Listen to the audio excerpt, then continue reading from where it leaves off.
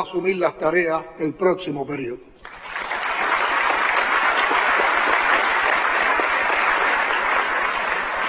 Queridos cederistas, estamos en tiempo de ahorro, así que voy a tratar de ahorrar el tiempo de todos y no voy a extenderme en las conclusiones de este entusiasta y combativo Congreso Cederista.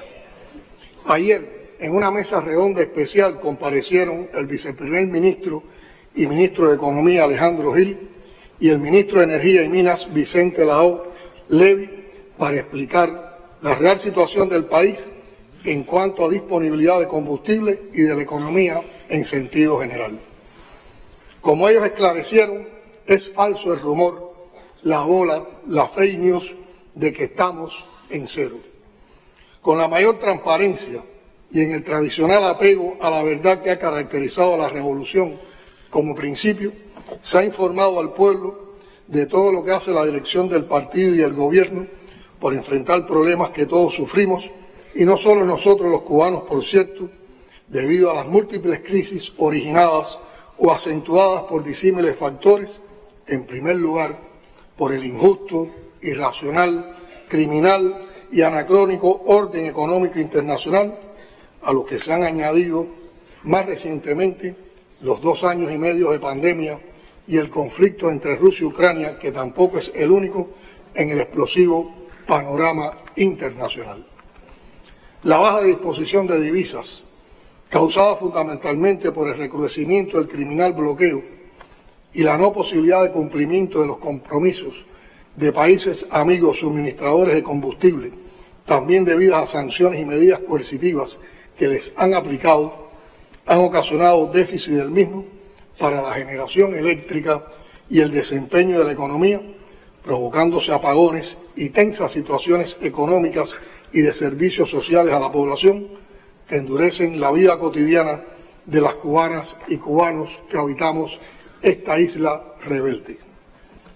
De inmediato, desde la pasada semana, no solo el lunes y muy anterior al lunes de esta semana, y en los días transcurridos de esta, se tomaron un grupo de medidas para atenuar las afectaciones y superar decididos esta situación. Las mismas se han compartido con las direcciones de las provincias que han realizado sus ajustes y además han propuesto otras acciones con mucha creatividad, partiendo de la experiencia de situaciones similares que hemos vivido. Quiero aclarar que nada de esto niega la estrategia que se venía realizando para lograr en el menor tiempo posible la estabilidad del sistema electroenergético nacional, y como ustedes conocen, se cumplieron los compromisos de esa estrategia cuando en el verano tuvimos un mínimo de apagones. Va a continuar las reparaciones y los mantenimientos programados a nuestras centrales termoeléctricas y también a las plantas de generación distribuida del país.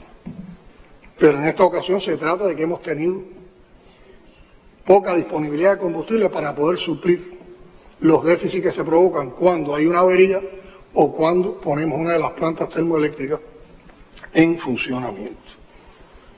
Y esto trae también, está aparejado a que esta problemática del déficit de combustible no solo ocasiona problemas en el sistema electroenergético nacional, sino en la distribución de alimentos, en el funcionamiento de las principales actividades económicas, en servicios como el transporte, el abasto de agua. Pero todo esto se ha analizado, lo estamos enfrentando creativamente, con decisión, sin miedo, con coraje y con optimismo, y también, por qué no decirlo, con guapería cubana, porque aquí no se rinde nadie.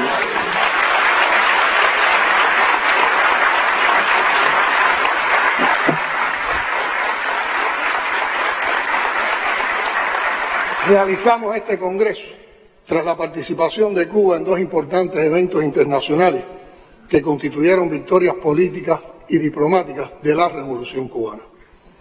En la reciente cumbre del Grupo de los 77 y China, lo escuchamos claramente en la voz de muchos líderes del sur del mundo: es insostenible el actual orden mundial y urge cambiarlo. Bajo el peso de deudas impagables y promesas de ayuda al desarrollo que jamás se cumplen, nuestros pueblos son los más necesitados, los más vulnerables, los eternos condenados al despojo, al olvido y al subdesarrollo. Y no precisamente por nuestra culpa, aunque hayan escrito otra historia pretendiendo que lo creamos y que sintamos vergüenza de nosotros mismos, que siempre vamos en el cabuz de la gran locomotora del desarrollo. Como diría el gran poeta y ensayista Roberto Fernández Retamar, hay países subdesarrollados porque hay países subdesarrollantes.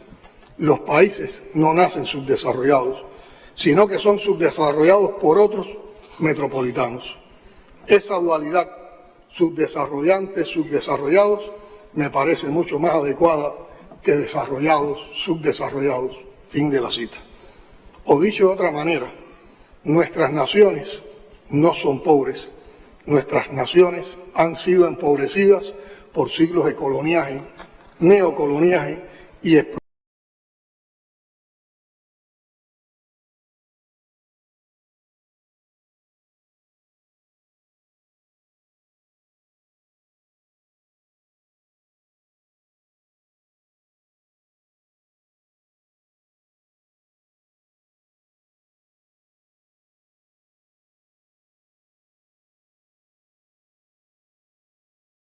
Cumbre y quitarle relevancia al tema de discusión propuesto, como si al sur le fuera indiferente o innecesario debatir sobre ciencia, tecnología e innovación como un camino para enfrentar los desafíos actuales.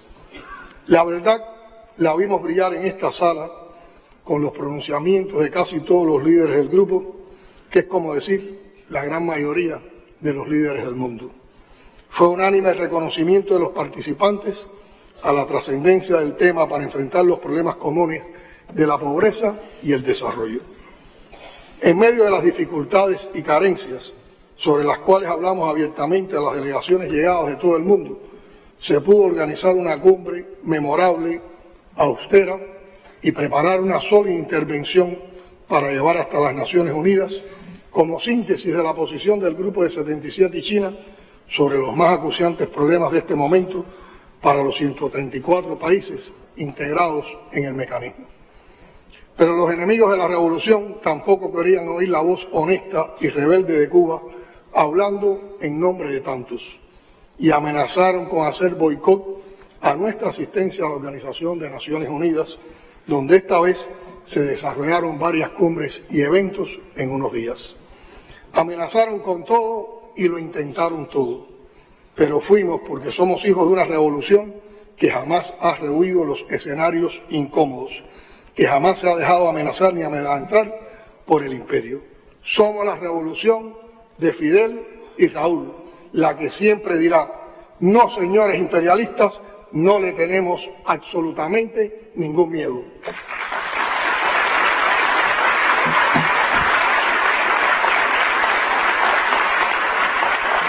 Y ya ustedes lo han visto en los reportes. Llevamos la voz del sur junto a la voz de Cuba. Denunciamos sus problemas y los nuestros, que se parecen mucho. Tuvimos numerosos encuentros bilaterales con líderes y otras personalidades estadounidenses y terminamos nuestra estancia en Nueva York con un acto de solidaridad con Cuba y Venezuela en un lugar desbordado de un público muy joven que vitoreaba las más bellas consignas y aplaudía con el mayor entusiasmo cada mención al socialismo. Sí, compañeras y compañeros, en Nueva York nos encontramos con una importante cantidad de personas que creen en el socialismo y que otro mundo mejor es posible. Y la mayoría son jóvenes, críticos del mundo desigual, injusto, excluyente, que también pretende excluir a Cuba inútilmente. No han faltado los cuestionamientos a la cumbre de La Habana o a nuestra presencia en Nueva York, considerando el contexto cubano de bloqueo recrudecido con sus dificultades y carencias cotidianas. Cuba no puede aislarse ni aceptar el aislamiento que pretenden imponerle los que no han podido doblegarla, porque ese aislamiento sería el triunfo del bloqueo, de la guerra económica, de la guerra mediática y de todo lo que han intentado durante 6 décadas para borrar el ejemplo de Cuba de la faz de la tierra. Y eso, las cubanas y los cubanos no lo vamos a permitir.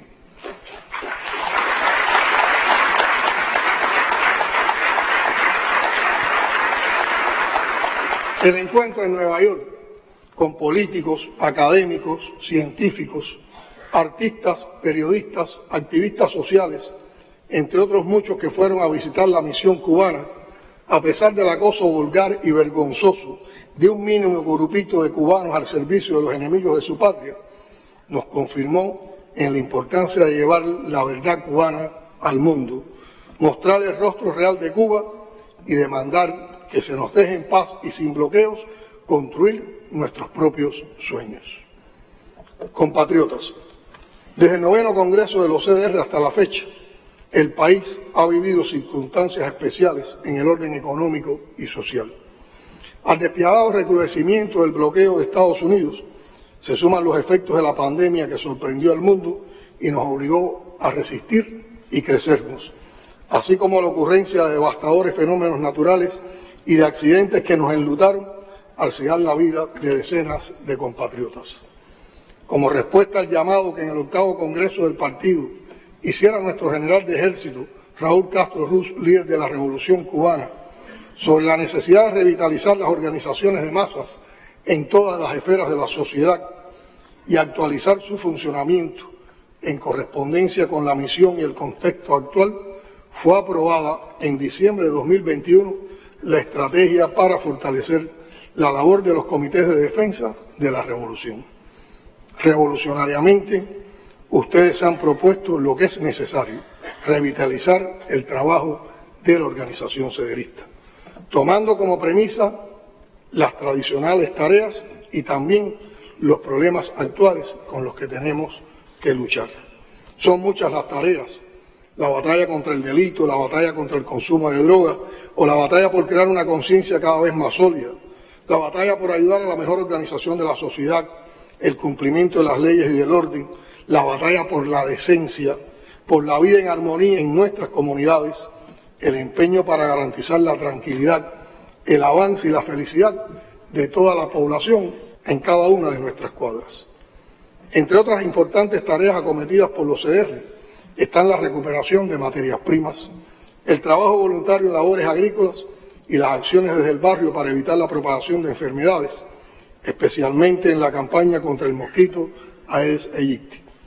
Es significativo el programa de donaciones de sangre, que representa un alto especial altruismo del pueblo y un relevante aporte al sistema de salud pública.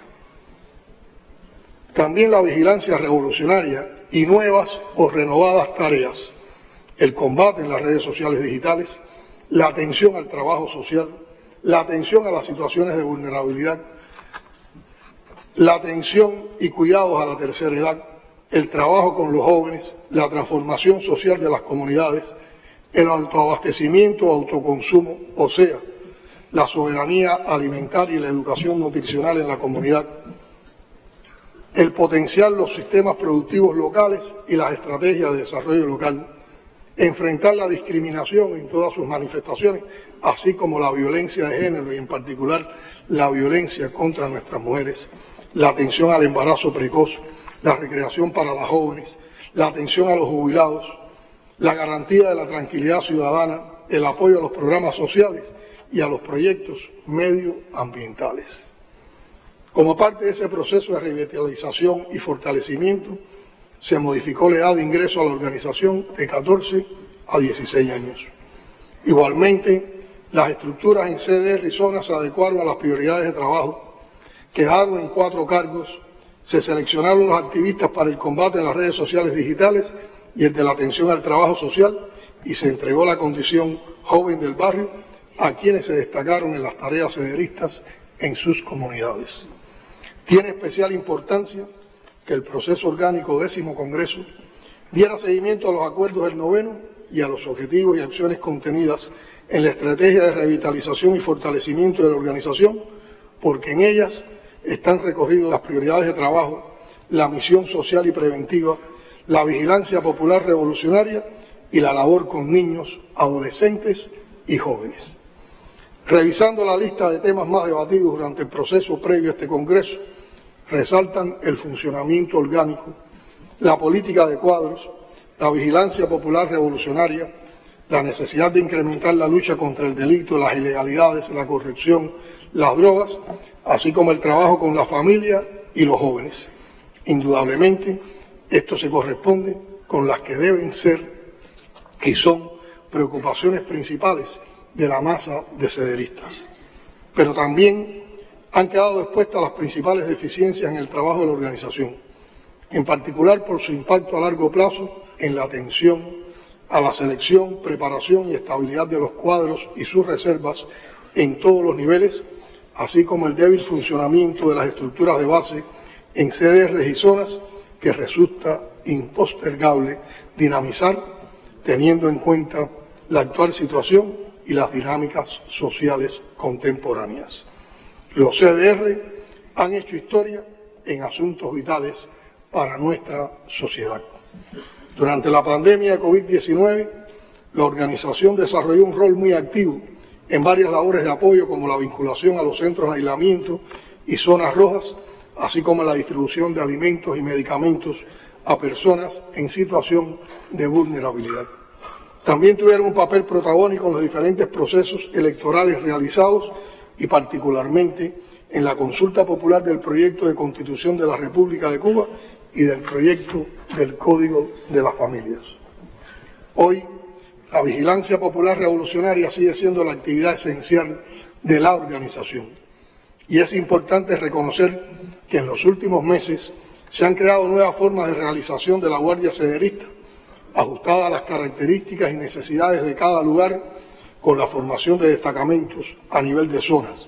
Sin embargo, no en todos los barrios se logran resultados en el enfrentamiento a la actividad delictiva, ilegalidades y las indisciplinas sociales.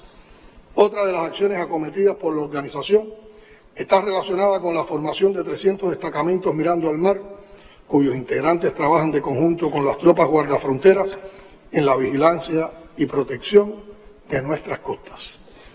En los últimos años, entre las tareas de apoyo a la economía y la producción de alimentos, los CDR han promovido la campaña Desde el Barrio, Cultiva tu Pedacito, y si bien se han generalizado buenas experiencias, aún son muchas las familias con posibilidades de incorporarse a este movimiento que no lo han hecho. En el ahorro de energía, pese a su contribución principalmente mediante audiencias públicas y visitas a hogares de altos consumidores, las acciones promovidas por los comités de defensa de la revolución no resultan suficientes, máxime en las actuales condiciones de escasez, cuando más deberían desatarse las iniciativas. Me preguntaba mientras revisaba el contenido de las discusiones de este Congreso si ya han evaluado con rigor el tema de la comunicación social y el papel que en las nuevas plataformas digitales le corresponde a la organización, como plantearon dos jóvenes dirigentes sederistas aquí hoy. Un papel sin duda más activo para contrarrestar las campañas mediáticas desestabilizadoras contra la revolución, así como para dar a conocer la realidad de las comunidades cubanas. En las relaciones internacionales, pese a los resultados obtenidos, en particular con organizaciones sociales de diferentes partidos que forman parte del Frente Continental de Organizaciones Comunales, se requiere ampliar y profundizar las relaciones con organizaciones afines en otras áreas geográficas.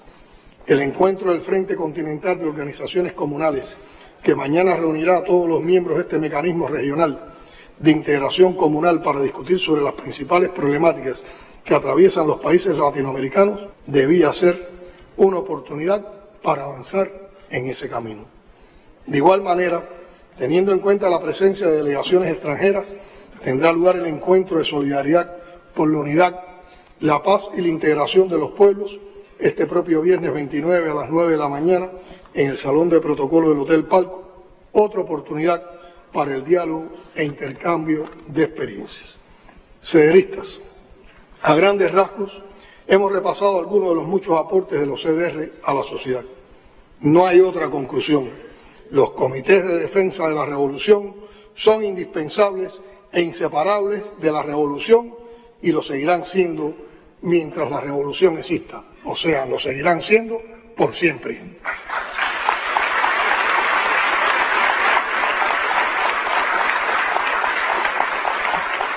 Por eso resulta crucial revitalizar y fortalecer el trabajo de la organización, estrechamente vinculado al rol que se debe desempeñar en las actuales condiciones en que vive el país. Les comentaba al principio las informaciones dadas por los ministros de Energía y Minas y de Economía en la mesa redonda, la importancia de que se conozcan de primera mano los asuntos que ellos esclarecieron anoche. Y es que necesitamos mucho del barrio para promover cada vez más una mentalidad de ahorro sin renunciar a disfrutar de un nivel de vida determinado. Es decir, no se trata de dejar de disfrutar todas las bondades de la modernidad que podamos disfrutar. Se trata de hacerlo con un grado de conciencia tal que nos permita mantenerlo, sostenerlo. Porque gastando por encima de nuestras condiciones y posibilidades, no solo ya no es posible, no es sensato, compromete avances que podríamos alcanzar tan solo con actuar más racionalmente en el uso de la energía y los portadores energéticos. Ahorrando más, tendremos más. Eso lo comprendieron tempranamente las sociedades más desarrolladas después de enfrentar periodos desafiantes de escasez. El gobierno trabaja sin descanso para que el país funcione y avance a pesar del bloqueo y todas las arbitrariedades que esa política criminal nos impone. Pero hay tareas que solo tienen resultados positivos cuando se asumen colectivamente por el mayor número posible de personas. El ahorro es una de ellas, la mentalidad ahorrativa, la búsqueda del beneficio de toda la sociedad con el menor gasto posible. Todo eso cuesta nada y produce mucho.